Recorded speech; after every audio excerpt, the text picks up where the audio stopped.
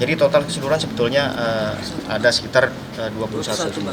21, tapi yang 10 sudah dijual kepada orang lain. Nah, ini yang kita masih kejar. Kemudian untuk yang lainnya ada 2 orang ini. Nah, inilah orang-orang ini yang akan kita proses, ada sekitar 3 orang.